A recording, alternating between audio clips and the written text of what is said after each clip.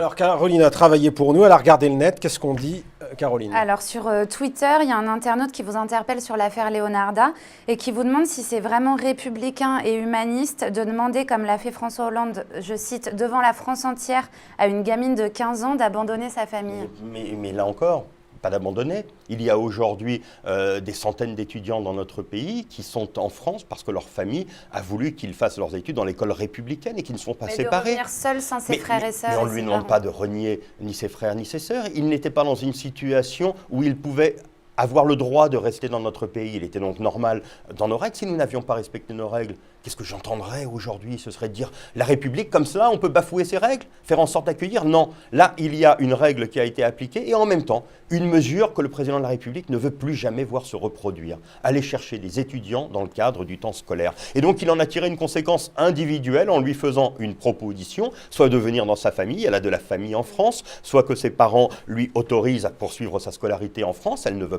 pas, fin de l'affaire. Caroline. Alors sur Internet, toujours, la photo de Ségolène Royal que vous avez dû voir qui pose en toge blanche, pieds nus, drapeau français à la main, est déjà relayée, parodiée, etc. La photo est accompagnée de la citation suivante « Osez, Monsieur le Président ». Est-ce que ça ne vous dérange pas qu'elle se permette de donner des leçons de courage au chef de l'État? C'est normal de s'adresser au chef de l'État et dans le même temps dans ce qu'elle dit.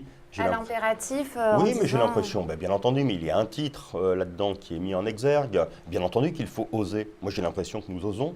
Nous sommes le premier gouvernement de gauche à faire en sorte de dire en arrivant non, on ne va pas redistribuer. Et nous n'allons pas redistribuer parce que nous n'avons pas de quoi redistribuer. Et donc c'est l'appareil productif, c'est l'appareil d'innovation que nous mettons en œuvre. Mais la réforme des retraites, il fallait la faire. C'est la première fois qu'un gouvernement de gauche fait la réforme des retraites. C'est la première fois qu'un gouvernement... Ségolène Royal est dans son rôle. Mais Ségolène Royal est dans son rôle et en même temps, elle l'image de fort belle façon. Moi, j'ai trouvé cette photo très belle. Bon, très attends, belle. Gladiateur, Monsieur Leroux. Une autre question, Caroline. Alors sur Internet, il y a beaucoup d'internautes qui vous reprochent d'être très langue de bois. Vous avez même reçu le prix de l'Èche-Cul d'Or décerné par les journalistes politiques. Est-ce que cette image vous gêne? J'ai trouvé ça grossier. Et j'essaye de ne pas l'être, justement.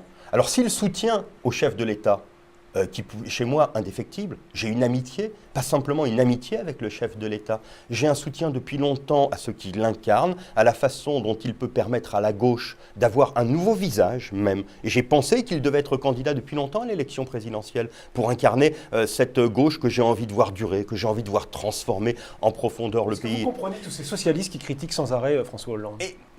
Je les comprends dans le sens où... Est-ce que vous dites qu'il faut arrêter, il faut dire faut stop? Je dis toujours qu'il faut arrêter, mais je ne veux pas le faire d'un point de vue disciplinaire. Je veux que chacun comprenne bien qu'il faut d'abord être fier de ce que nous faisons avant de vouloir tout le temps ajouter quelque chose.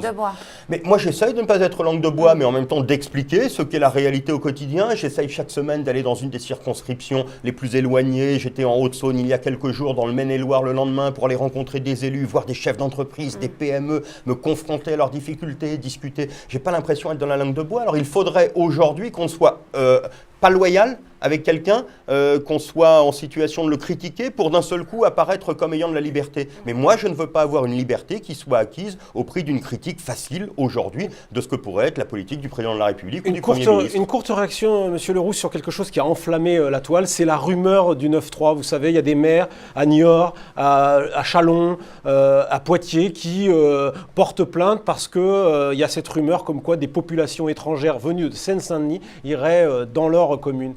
Qu'est-ce que vous en pensez? Que c'est scandaleux parce que c'est faux, bien entendu. Nous ne cherchons pas à déplacer les problèmes réels que nous pouvons connaître dans ce département. Nous cherchons à avoir les moyens de les surmonter. Les moyens, moi j'ai toujours dit, ce n'est pas la population que je veux changer en Seine-Saint-Denis. C'est les moyens de prendre en compte ces difficultés. C'est la capacité à faire de la politique. Parce que je pense que nous sommes un département qui, de ce point de vue-là, est central dans la capacité à réussir le récit républicain, ce qu'est la France, à reprendre même ce récit là où il semble s'être arrêté quelquefois. Et donc voilà, je regrette que des élus soient confrontés à cela parce que ce n'est pas la réalité et je leur dis faites-en un avantage.